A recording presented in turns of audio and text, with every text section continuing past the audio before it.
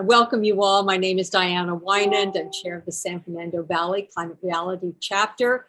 We are a team of climate activists. Some have been trained in climate reality projects, some have not, but we are all standing together strong to try to help mitigate climate change and do what we can. We have a great program tonight. Very happy to have Senator Henry Stern join us to give us a little bit of an update during this tiny little break in the congressional session. But before we turn things over to him, we're going to do a little bit of business. We always like to start our meetings with a land acknowledgement. So Kim Neistat is our chapter treasurer. Kim, would you please share our land acknowledgement with us? Yes. A land acknowledgement is a formal statement that recognizes and respects Indigenous peoples as stewards of this land and the enduring relationship that exists between Indigenous peoples and their traditional territories. It acknowledges the history that has brought us to reside in this land and the colonialism that is present in our current system and calls on us to be mindful of our own present participation in it. We acknowledge that we are on the traditional territory of the Tongva, Kizh, Tatatavian, and Chumash tribes. Thank you. Thank you very much, Kim. Yep. So we are ready to actually introduce our esteemed guest speaker. Senator Henry Stern, he feels like a friend and a colleague fighting to mitigate climate change and championing environmental justice and other issues that we believe in. So we feel like we're with him 100% on the efforts that he leads. But if you're not familiar with him, I want to invite Michelle Ringler, our vice chair, to give a little bit more of a formal introduction to him. Michelle, would you take that? Sure. Thanks so much, Diana. So Senator Stern is a sixth-generation Californian, and since 2016, he's represented the nearly 1 million residents of the 27th Senate District. Senator Stern has chaired the Senate Natural Resources and Water Committee since 2018, where he worked tirelessly to bolster the state's wildfire preparedness, push to have the state address the climate change emergency, improve our democracy, and fight to help some of Californians' most vulnerable members. He was also recently appointed the chair of the Joint Legislative Committee on Emergency Management. In addition, Senator Stern sits on the Senate Budget, Environmental Quality, Judiciary, and Energy and Utilities Communications Committee, as well as the Budget Subcommittee on Resources, Environmental Protection, and Energy. A former educator and environmental attorney, Senator Stern received his undergraduate degree from Harvard University and earned his law degree at UC Berkeley.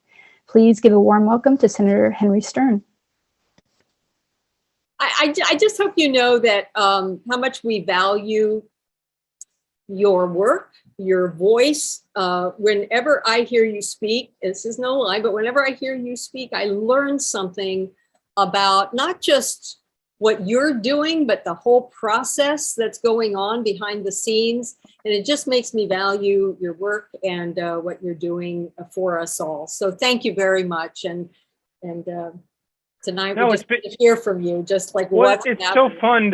It's so fun to get to join you and Diana, to watch you grow this organization to become not just a sort of source of knowledge and progress in the Valley, but really a mainstay now in Capitol politics. I mean, every hearing, those of you who haven't called into a Senate or Assembly hearing before to testify about a bill, try it, because they start to remember your name and who you are. And I think everyone now sort of says, and this is Diana Wynand calling in with the San Fernando Valley Climate Reality Project. And you don't have to just be the board or an executive director of a big national NGO to make an impact. And oftentimes it's the people who are closer to the ground, who are in people's backyards and in their districts, that I think in a good way make us feel nervous when we're casting votes. I mean, that's a big part of your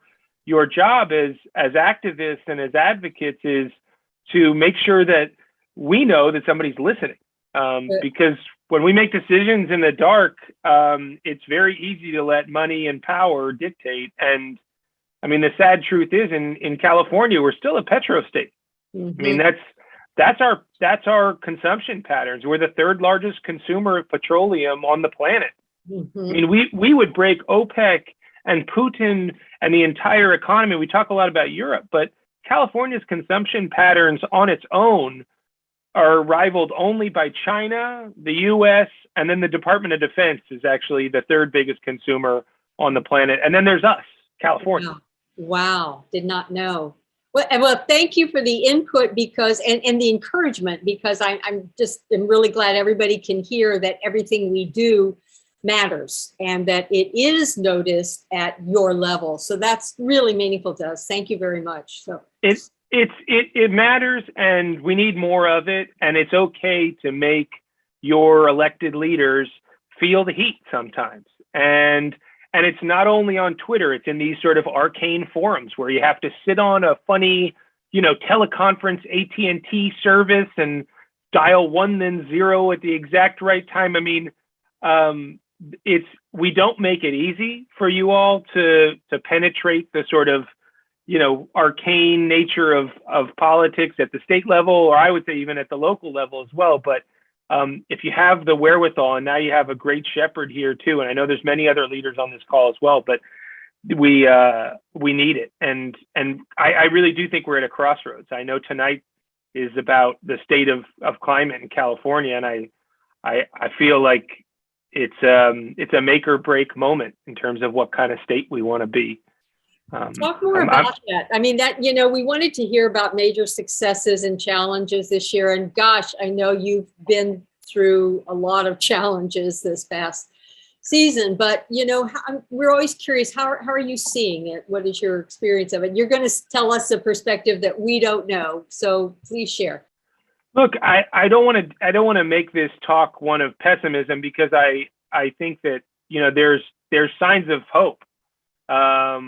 And, just looking at the state's budget to starters, the strongest economy in the country is that with the strongest carbon price in the country. And we've successfully managed to decouple our economic growth patterns.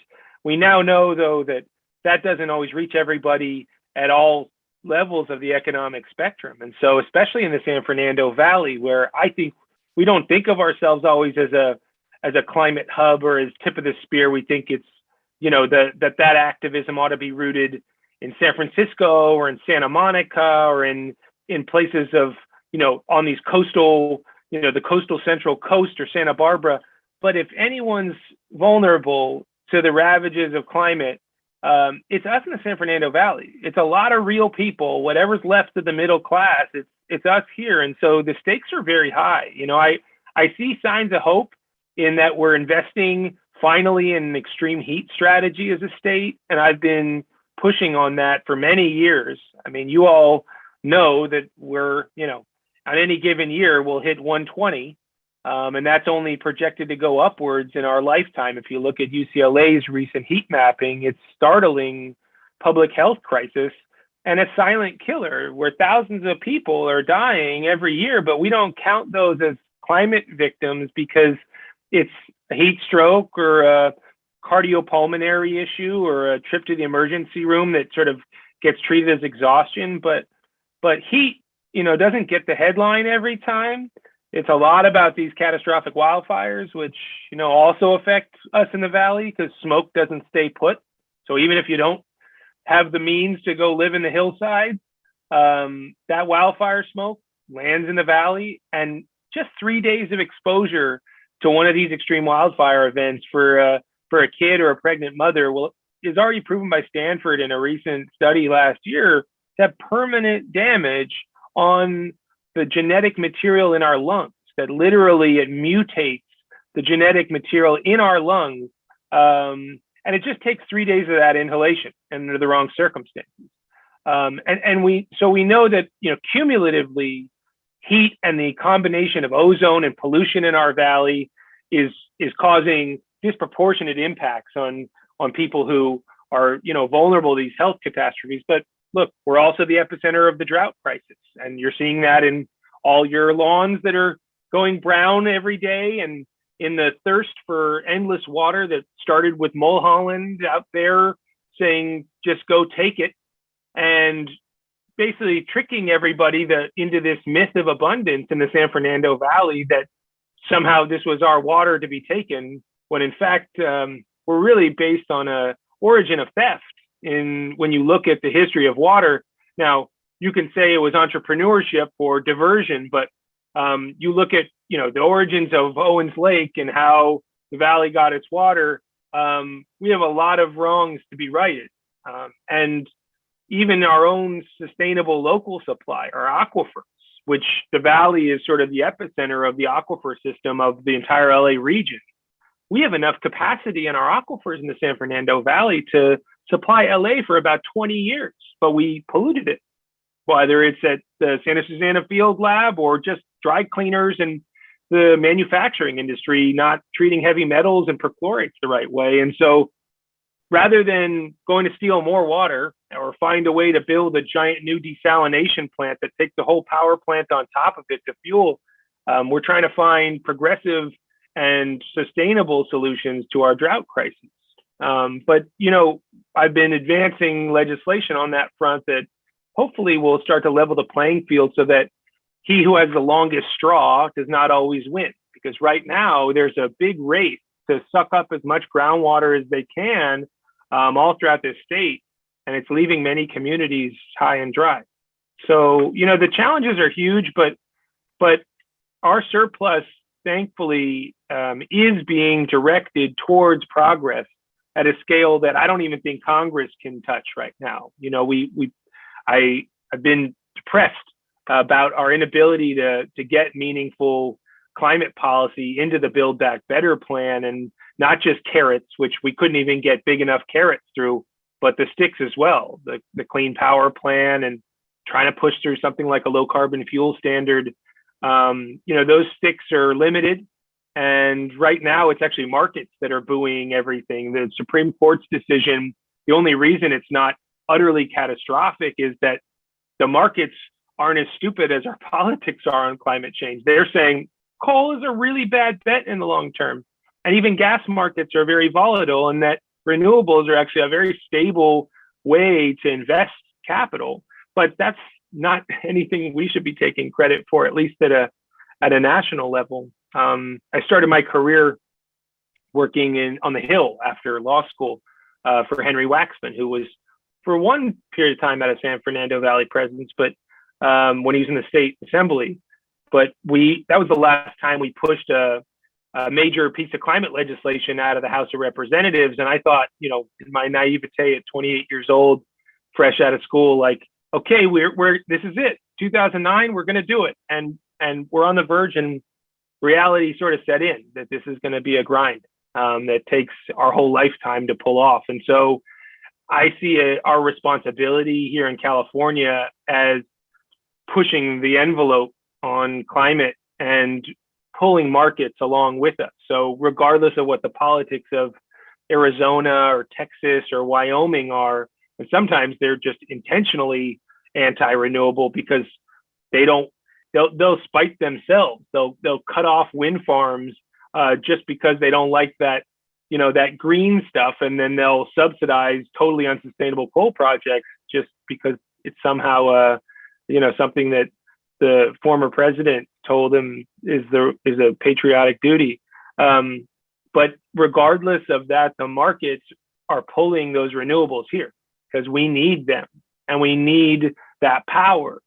It's a very vulnerable time for the grid in California. And I think one of the major crossroads we're at is whether we're going to pull more renewable and resilient power into our system to meet that challenge, or whether we're going to fire up our gas fleet again. And I don't know. I don't know. Did you guys read any of the headlines on that big bill that was getting debated in the governor's budget on the energy grid? There was like a $5.2 billion plan he put out. Diana, does that ring a bell to you? Yes, I remember recalling it, reading it. I don't know, Kathy, if you have any detailed input on that, but we did want to hear a little bit about the EPA, which you addressed. And our question is, does it change? And it might be too early to tell because it's fairly recent, but how does it change what the state legislature, how they're going to address environmental issues. I mean, Tessa was saying before that, well, we can do things statewide if we want, but is it going to set us back? Are we going to be able to continue the work we're doing? How will that impact us? I mean, it certainly doesn't help. The basis of the decision, the sort of political question doctrine that they base the sort of pushback on EPA isn't the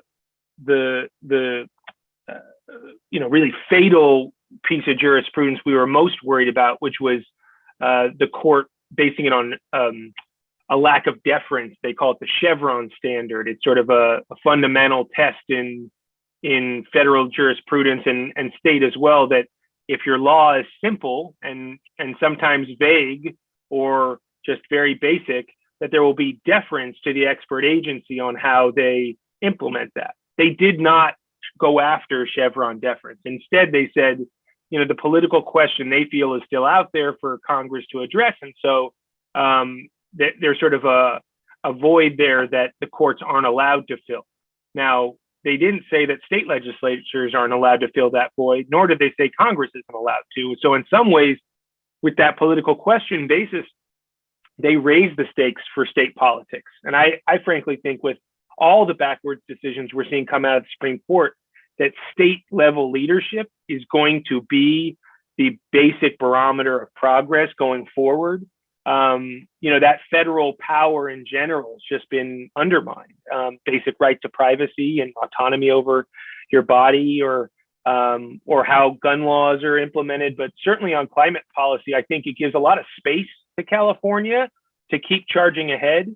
And luckily, under the Clean Air Act, as it sounds like Tessa might have mentioned, we have a waiver. We basically have a standard for mobile source rules that say that Congress can set a floor, but it's not a ceiling for states to pursue. And so a lot of states have adopted California's approach to mobile source regulation.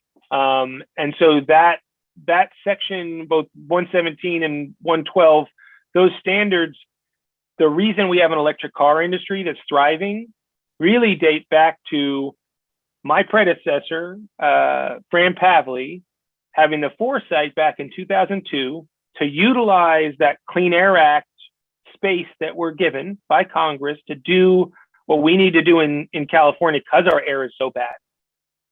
With one simple line in law, and this is where deference matters and agencies matter. And this is AB 1493 back in 2002. I think it was her very first year in the legislature. 8th grade social studies teacher out of Agoura. Everyone said, who is this person? Like, pat her on the head. Nice to see you.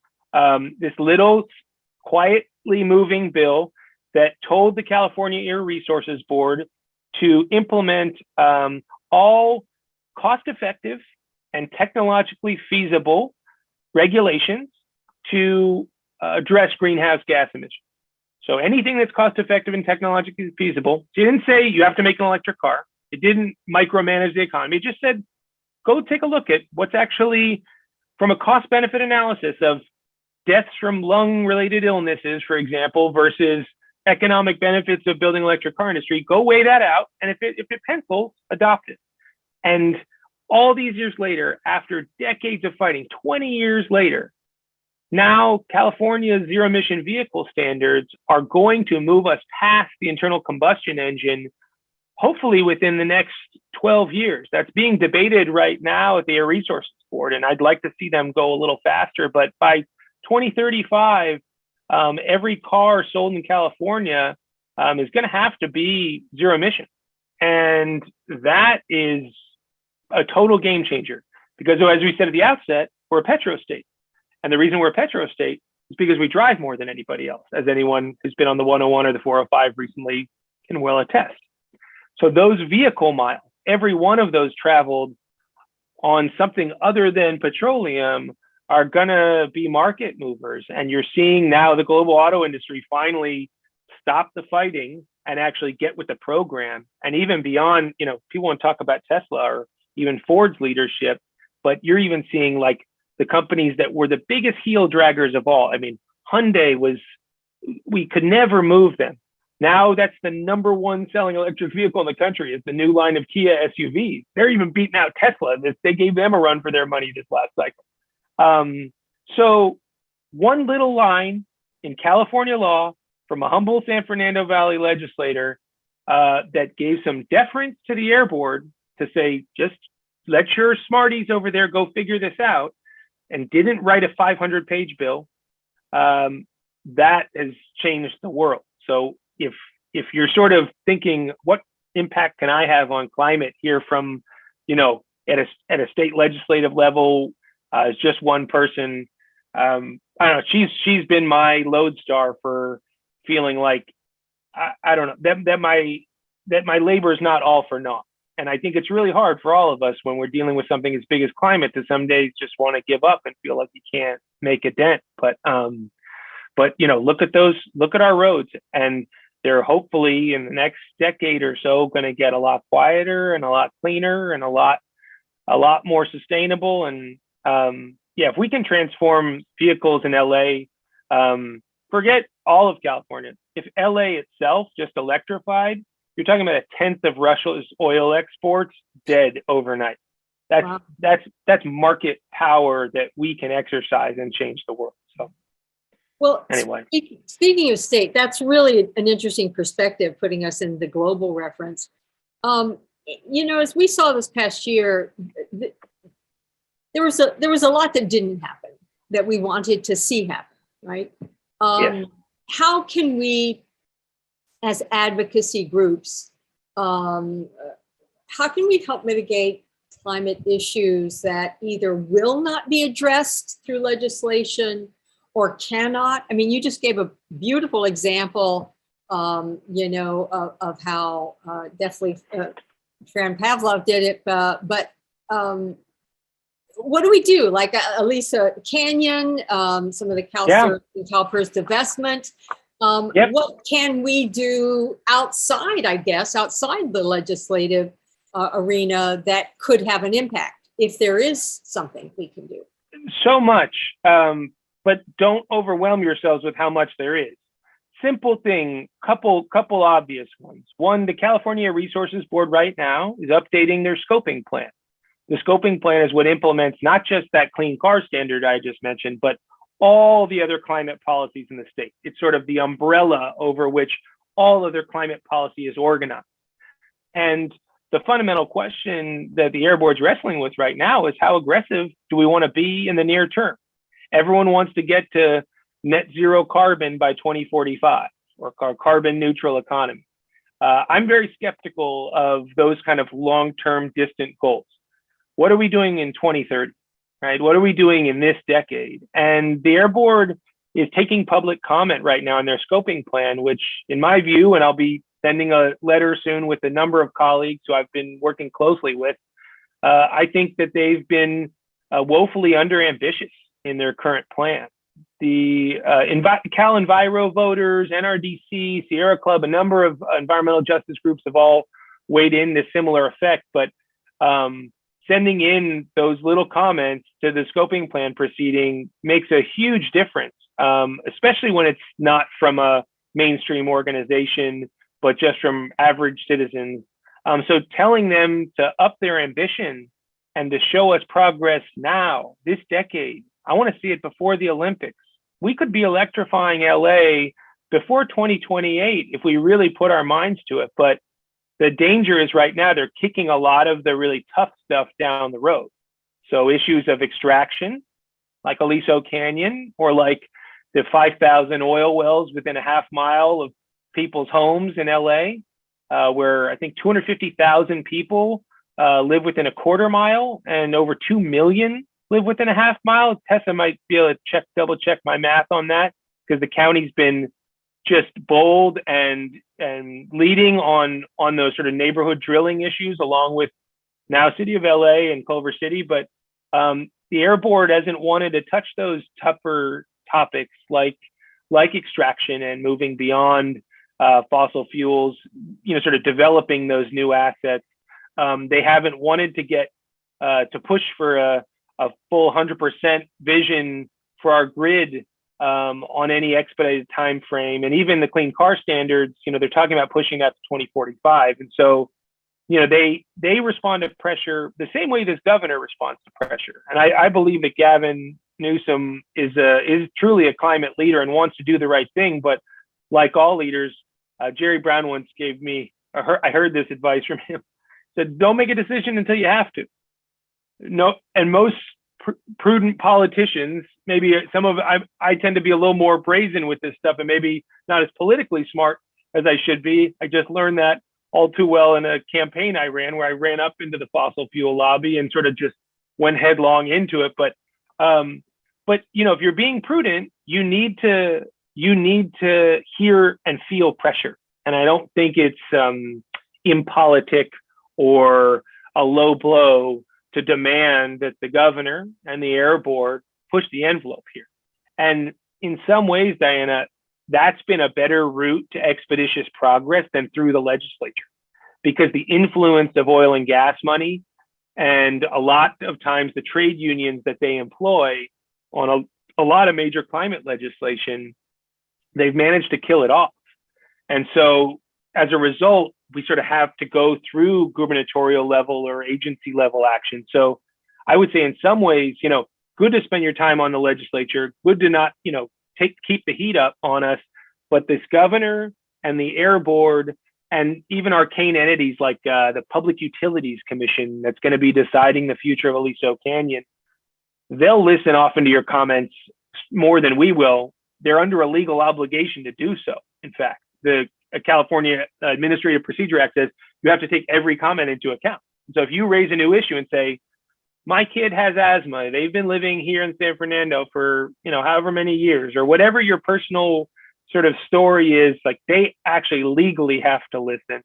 Whereas we, you hope we listen sometimes, but it's sort of, you don't always know if your voice is being heard in the legislature, because the din of political influence and of money is still loud, even in a progressive state like California. It's the ugly truth, but that's still the biggest lobby in the state, is the oil and gas industry. So, I think it's a really productive place, and I'm happy to help with you guys going forward. But that scoping plan proceeding and asking the governor to be bold on neighborhood level oil and gas drilling, those two issues to me are being decided now, and you have real things to talk about.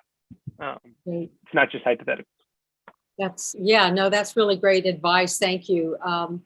And one of the things that I've heard you speak about more recently, and it had to do more with LA County, but it was the housing situation, housing availability. But on a state level, how can the state balance the issues surrounding housing availability and affordable housing with the limited and sort of dwindling resources?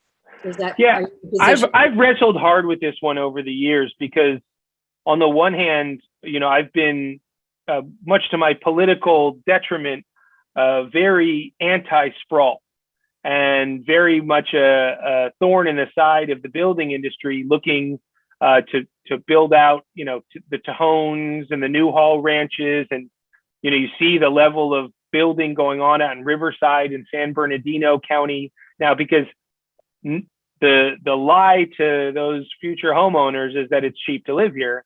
But what they don't tell you is the commute and the cost of that petroleum embedded in the cost of that housing that's not reflected is not only a detriment to our air, but it's just going to cost you.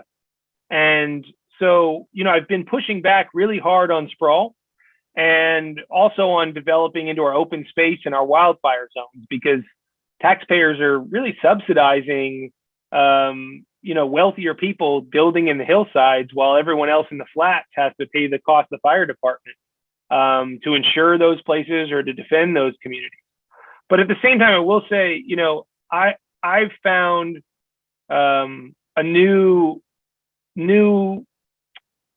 heart and new courage. I think that you'll see in my voting record down the stretch that I want to be more bullish about saying yes to infill development and to getting comfortable with with transit-oriented development and density and looking at updating our zoning standards and really trying to find a way to embrace new housing in our neighborhoods.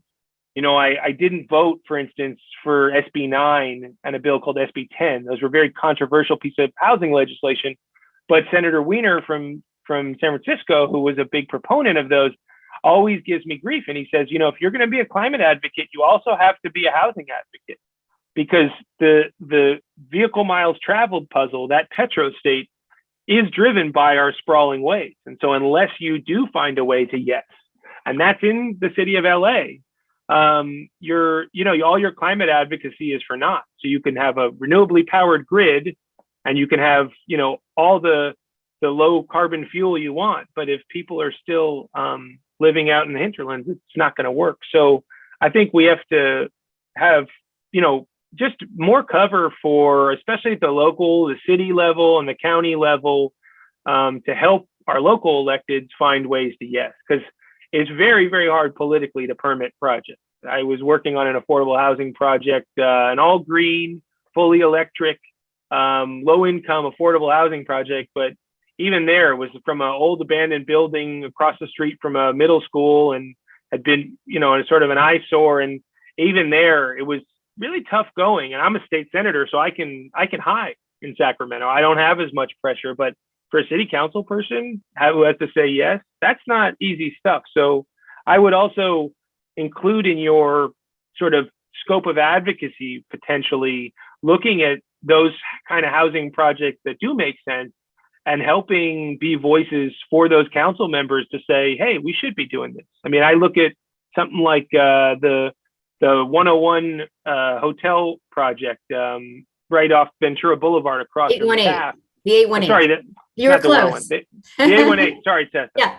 But you know, there's a project where county's been bold. Supervisor Kuehl, Supervisor Mitchell, trying to find a rehab for a hotel that's underutilized and really not doing any work, specifically for women and children to get into housing, right? And immediately, my good friends, and I work very closely with them in Woodland Hills and the Homeowners Association, just went apoplectic. And they ended up going after Bob Blumenfeld over that project because he's like the easiest target in some ways. He's very accessible, and he's going to show up to the meeting, and they let him have it.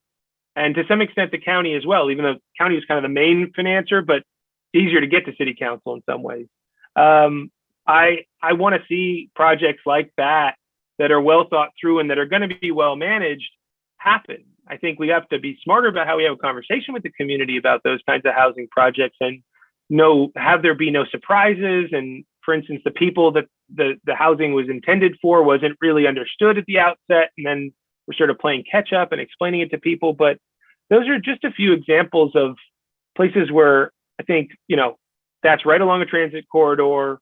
It's going to be really good for dealing with our homelessness crisis, a very well managed project by a really solid manager. And I don't know, we can't say no every time. So it's about finding those spots. And anyway, that's my little riff on housing, Diana. All right. Well, thank you for that. And then I know we're sort of end of time, but just one last question is, you know, I think, you know, we have as a group, we have really been supportive of the vision of Sepulveda Basin becoming really nature-based solutions in its development. And to that, I just wanted to catch you up on what we're doing. We've been building a coalition.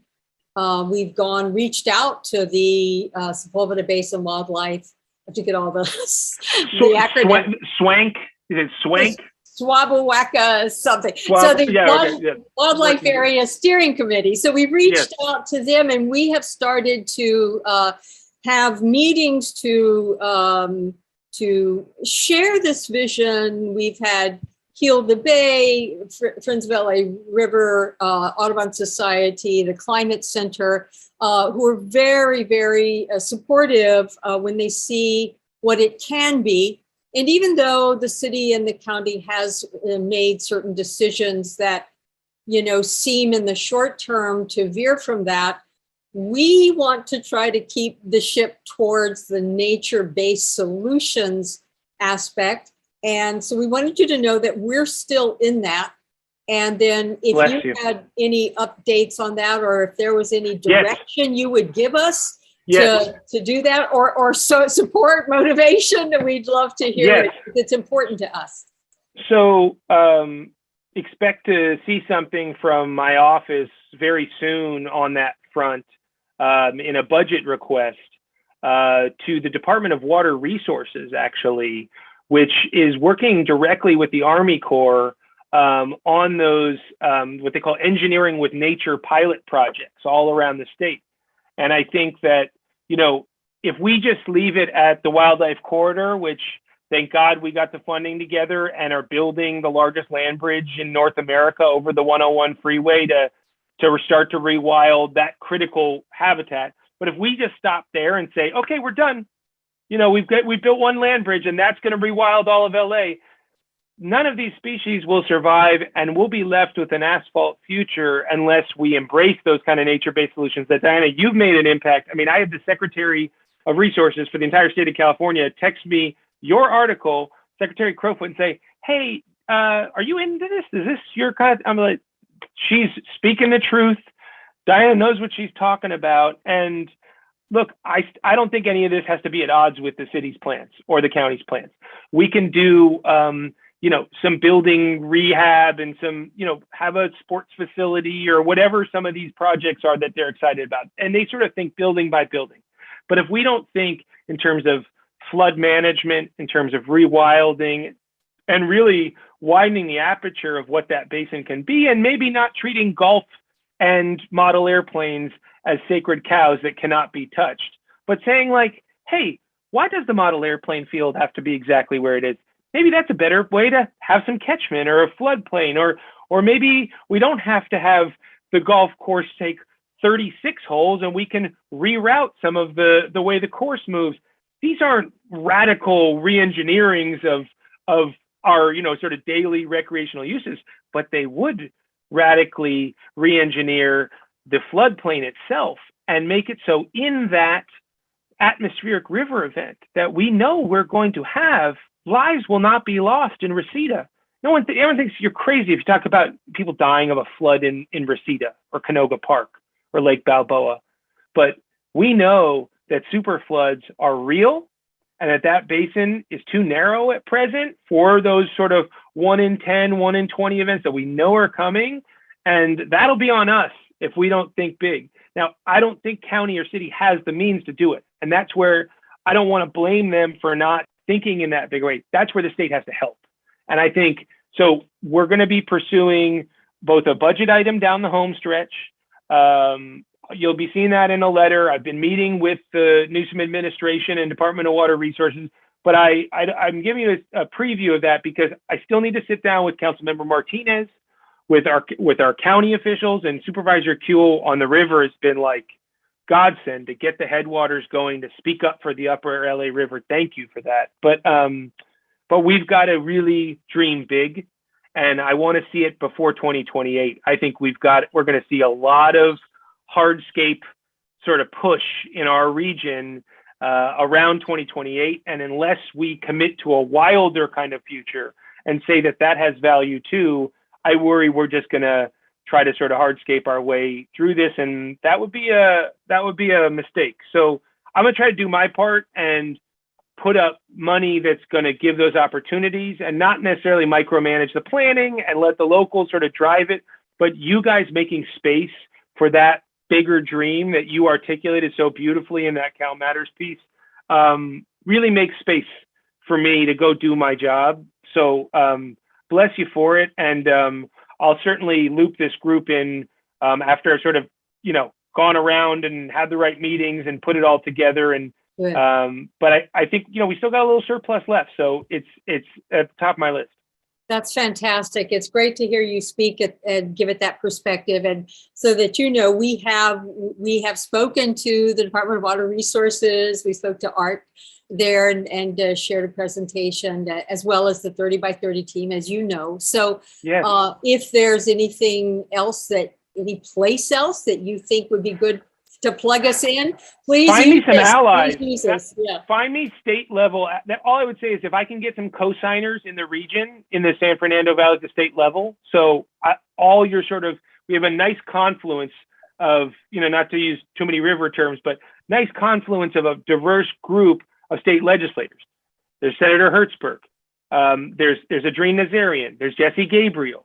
Now Jackie Irwin's reaching out to there. Laura Friedman has a piece. There's a bunch of members, depending on where you live, who to me would be great partners in this coalition. So it's not just me chirping about it again, because I tend to talk about this stuff a lot. But if I can get some allies in that, that would be really helpful work. So I'll go do sort of my homework on the front end and make sure that everyone's sort of looped in. And I'm not, we've been talking to a lot of these offices, but sort of walk them through it. And then when it's time, I may come back to you and say, give that little nudge. It really does help. Yeah. Thank you so much, and thanks for your advocacy on that. It is an important it's an important project for us. So basically, what I'm hearing you say is keep at it, right? Don't give up. Absolutely, and don't treat and when you face losses, you have to look beyond them, because we're going to see those setbacks. I mean, I just ran for office. I just ran for LA County Supervisor because I wanted to get my hand on the tiller of LA and sort of drive this kind of climate work forward. But, it's funny, even in my own personal life, right? I'm like, I'm trying to be ambitious and be a great political leader and go win. Even in that loss, I found a win, because I get to go now back to Sacramento as a senior legislator, no longer as the rookie, and put my shoulder to the wheel and really drive these solutions. And so in a strange way, I'm like, I found myself grateful and almost like a burden lifted to say, like, I'm doing just what I need to do. So whatever those losses are that you all face, and when you feel a setback or someone doesn't answer your call or someone's rude to you or you feel like no one's listening, like, I don't know, realize that no one will really know what their path is. You're making your path with every step. So I feel hugely optimistic, and Diana, really, for bringing me into the mix here tonight and into the fold with this incredible group. It fills me up. I feel you're my fuel, and it's renewable. Just know that it's a renewable fuel. That's great. Thank you. Well, I think that's it's a reciprocated feeling. We feel that when we listen to you. So thank you so much for your time tonight, Senator Stern, and for your tireless effort. Well, feel free to unmute yourselves and just say thank you, Senator Stern. So everybody. Thank you, Senator Stern. Thank you. Senator Stern. Your work. Wonderful. We really appreciate everything you're doing. So thank you so much. Really. Now it filled me up even more. Now that's even more. I need it sometimes. And seriously, I put my info in the chat. Really, I use it. If you got an issue or you need help, I work for you, and I love you guys. And so please lean on me. I'm grateful. God bless you. Thank you so much. Appreciate your time tonight. Bye. Take care, everybody. Bye. So I opened the chat back up to everybody. That was pretty special to hear him speak on that, and especially to hear him support the Sepulveda Basin project that so many of us are really involved in. So that's really great. All right, so before we go to the second part of our program, the fun never stops here. I wanted to share my screen, and just as a form of introducing our speaker for next month. Can you see this? Yes. Mm-hmm. So he goes by Pablo. So Dr. Pablo Ortiz is with the Union of Concerned Scientists. I don't know, I get their emails. I love the work that they do. He's a senior water and climate scientist for Climate and Energy Program. He takes the lead in identifying and developing analytic research projects. He couldn't be with us until August because he's working on a project in one of the Central Valleys. He also works developing strategies for vulnerable sectors and populations in California to cope and adapt to the current and projected impacts. I've heard Dr. Ortiz speak, and he is really engaging and really, really knowledgeable about California water. So very excited about having him next month. And as I said, and I remind you, if you're interested in being involved in a water conversation, drop that into the chat, and so that we can, let's just see, so that we can call on you when we get ready to start those conversations. But tonight, we're very happy to pivot to one of our leaders, our leadership team, Andy Hatala. Andy is a zero waste advocate for our chapter, but he's also the co-chair of the Los Angeles chapter. And about 7 months ago, Andy sort of came to the legislative committee meeting with this sincere concern, Andy, is that the right word, about the water situation in California. And he really wanted to address it head on. He had a lot to say about it. And so throughout this past year, he has been bringing it up and fitting it in different ways. And we invited Andy to speak a little tonight as a way to introduce us to the water situation, get us focused on it, so that come next month, we're a little sort of ready to receive the really what Dr. Ortiz might say. So Andy, I want to turn it over to you. Thank you for doing this tonight. Thank you for leading us this past year on water, the issue. You really have shown a lot of leadership with that. So go ahead, take it away. I will go ahead. Thank you, Diana. And thanks for inviting me and giving me the opportunity to speak. So I am going to share my screen. I told Diana I would acknowledge this. I built this presentation in Canva for Instagram. So Sharon, good news, we'll be able to post this right away. Bad news, it's a little bit vertical, so it doesn't read as easily, but don't worry. I know I talk a lot, but I'm going to go through everything that's on the slides. This is going to be a very high level conversation about the current drought situation and drought mitigation. So again, high level solutions and answers and things that we can do and advocate for. So the ideal or the goal would be water independence. Obviously, no city, no state, particularly in the Southwest, has that right now. So it's best to understand ways that we can achieve that, or at least mitigate the drought. So let's take it to the first slide. So I want to put the current drought in perspective. This is the worst drought in 1,200 years. It has reached the status of a mega drought, but I also want to highlight that it's part of a pattern. So you can see that drought was intermittent in the 1800s, and then it really started to become a common occurrence in every decade starting in the 20s. And there is a slight blip in, I believe it's 2019, even 2021, where some officials would say that we were out of the drought, but I don't consider us ever out of the drought, because again, it keeps recurring and we haven't figured out how to stop that from recurring. Sorry, I just want to make sure I pause on the right place. So there are a number of sources for the drought.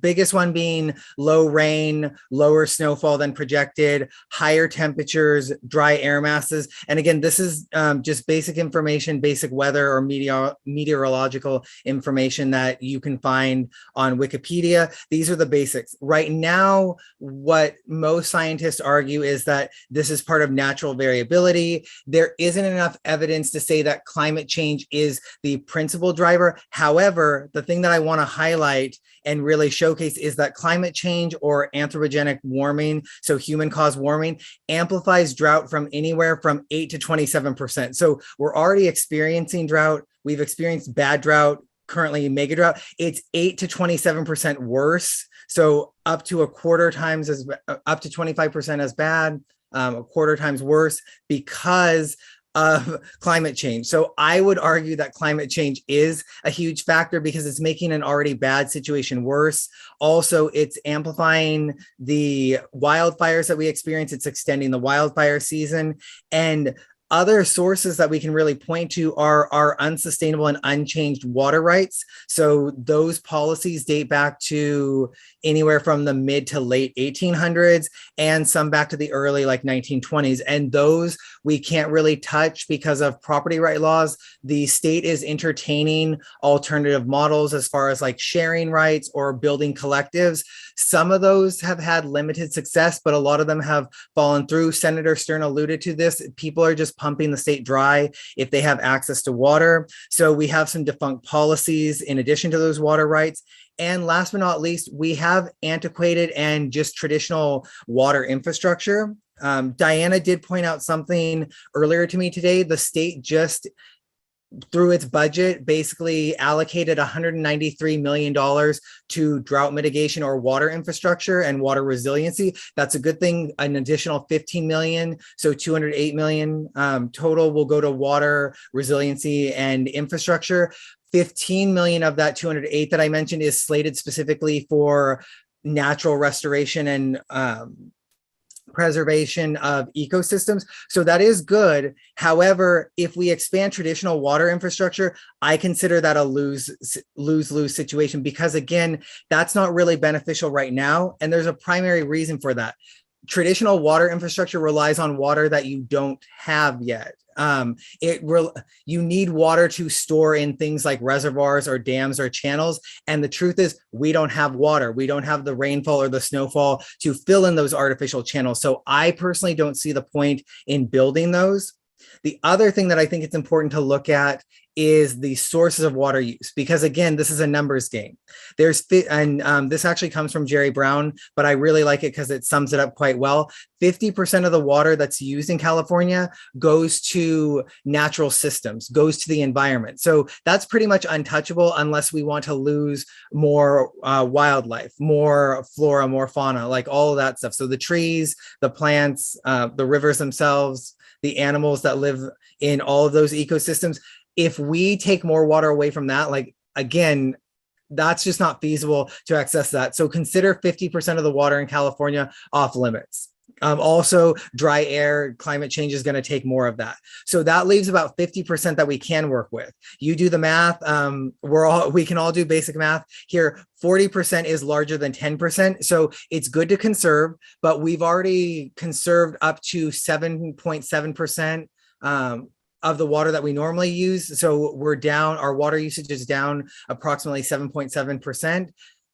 Clearly, we're still in a drought. So that's not going to do it. It's off of that 10%. So again, it's impactful, but really agriculture is the primary user of water. So what we also need to focus on is making agriculture more sustainable, making it more drought resistant, more water wise, more water conscious. And also consider that we shouldn't necessarily be growing things that we're going to ship overseas or not consume anyway. Again, I don't want to be anti-capitalist, but it's just not the best use of water because again, water is at a premium and we really want to use that to maintain our human populations as well as our plant and animal populations. So again, this is just a good number to know really where water usage comes from.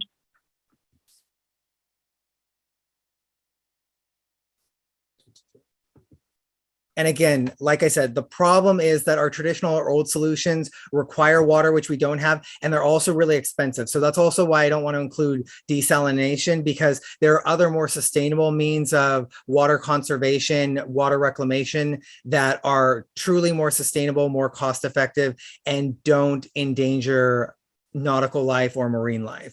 And so, like I mentioned, conservation is insufficient and the problem still persists. So we need to look at alternative solutions.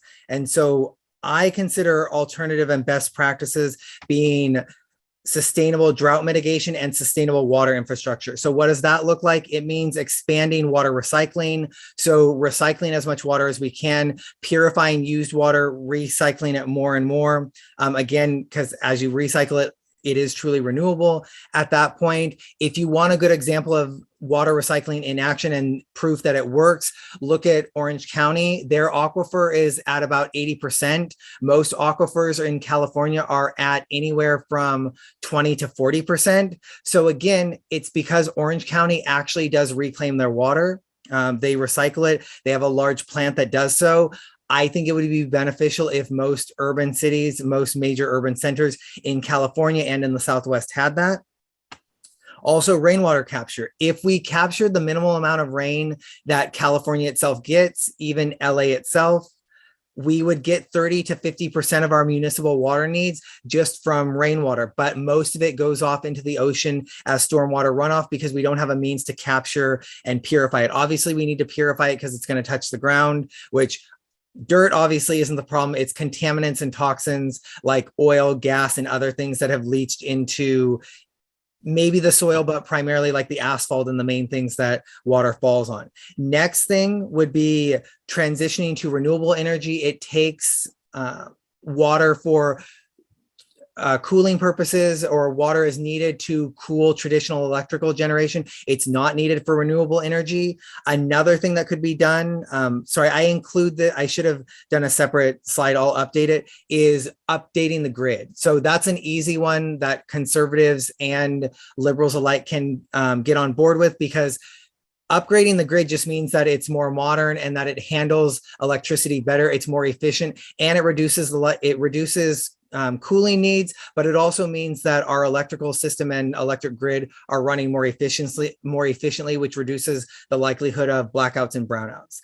And then another big one would be obviously transitioning to sustainable agriculture, because again, that's going to save water from the largest source of water that we can actually curtail or reduce water usage in, and then nature-based solutions. So I consider all of these things that need to be done. I don't think one needs to happen over the other. I think they all need to happen simultaneously because they achieve water recycling, water reuse, water capture, and just water storage in different ways. And it's also better.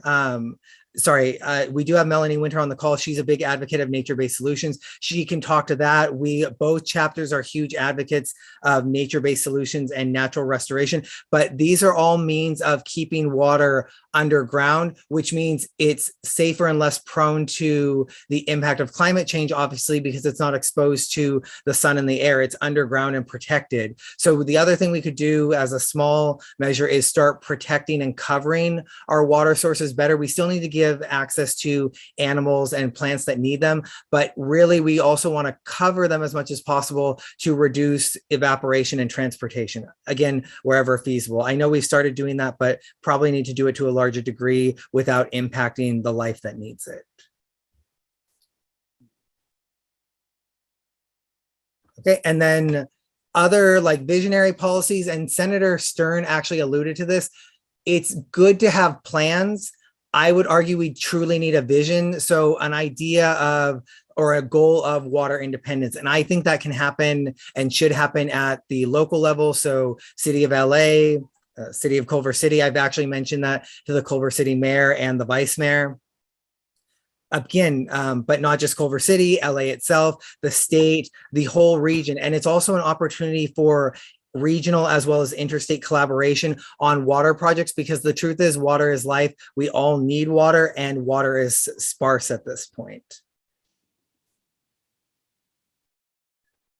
But I also want to make sure that everyone knows that there are things that you as individuals can do. I like to engage in a pincer approach, which is top and bottom solutions. So things we can do as individuals: do a water audit.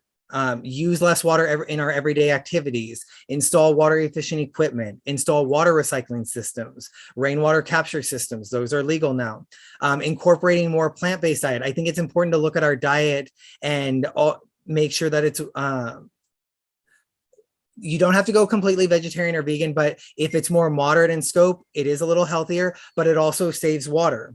So things to think about there. The biggest sources of water consumption in agriculture are going to be livestock, primarily beef.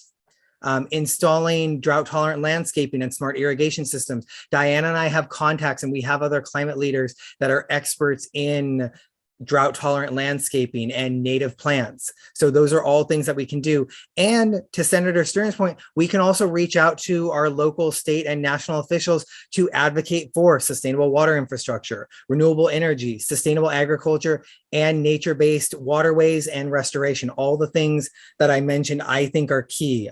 Also, like I said, I should include upgrading the grid.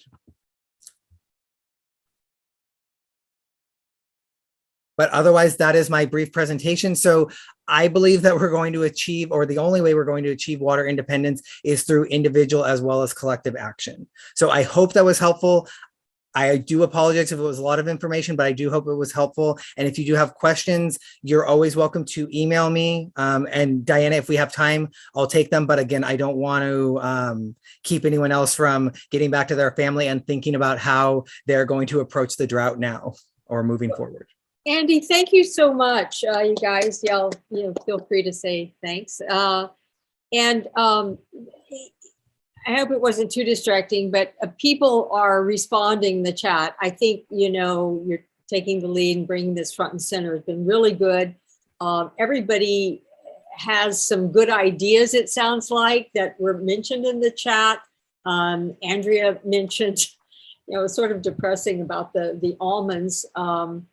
That if we didn't use the water for that it would be, I lost that particular comment, but it was sort of. No, you're right. It is true, Andrea, that a lot of our agriculture is unsustainable, but Cindy and the Regenerative Agricultural Committee in the LA chapter, everyone's been focused on the Farm Bill. There are things in there that are aiming towards more sustainable farming, and California is doing better, but because we have such a large agricultural sector, we need to be doing more. And the thing is, we do grow a lot of food, so it's not like we can excise agriculture. We just need to think about how to do it differently, how to do it smarter. And really, for any water intensive agriculture, I know it is difficult to hear and to say, but it is good to either consider alternative growing methods or growing them in locations where water is more readily available. Also, let's be real, California has a premium on space, so it may be better to utilize California space for things outside of traditional agriculture because it does take a lot of space and we don't have enough housing. So again, we have to figure out the most effective ways to grow food, not just as a state, but as a nation. And for the world, because again, the world does rely on us, but maybe that reliance is better placed elsewhere in different regions in the country and elsewhere. So again, just thinking about things differently. I can't change anything dramatically, and I wouldn't presume to do so without the proper research and knowledge. But again, we need to save water and use it better and differently. Mm-hmm. Andy, thank you so much. That was really helpful and really valuable for us to sort of think about that. Like I said, it just seems like this is a really important topic for a lot of people on the call tonight. One of the things I mentioned was possibly setting up a call for those who were interested or are interested in being part of this little water team. Maybe we can get together on a call before our August meeting to sort of brainstorm some ideas so that we can share that with the speaker to, give them an idea of what we really want to hear about more specifically. So what we'll do, Andy and I will talk, we'll figure out a few possible dates, and then we'll put together a little list. So last chance, if you're interested in water, just type in the chat water, and we'll be able to find your email from the Zoom list from that. So thank you all for being interested in that. And thank you, Andy, again, for sharing that. Thank you, everyone. Yeah, And here's to conserving water and hopefully reclaiming it. Yes, excellent, excellent. Thank you. And of course, we do have a water expert on the call now, which is Melanie Winter, who is the person behind the vision of the Sepulveda Basin that we sort of have adopted and cherish and are advocating for. So thank you, Melanie, because we have learned a lot about the importance of the water system in our own backyard here. So thank you. Yeah, kudos to Melanie for all of your leadership. We've learned a Absolutely. lot and you've done a lot. Yes, thank you. Thank you. Thank Oh, you. goodness. Thank you. And I'll put the link for those who haven't seen it to the Water LA report that does include things like Malcolm was saying, gray water and landscape transformation and stormwater capture and all that sort of stuff. I'll drop that in the chat for those of you who aren't familiar. Thank you. Thanks, Melanie. Appreciate Thank that. you, Melanie. Well, it's so good. What a great night. This was so nice to Andy to get us started on water and to hear Senator Stern speak. It was really, really good night. And next month is going to be really good too. So please come back, join us, bring a friend, bring people. You don't have to be a climate reality leader to join us. You just have to want to make a difference. So great. All right, guys. Thank you so much. Have a great, great evening. Thank you, Diana. Bye.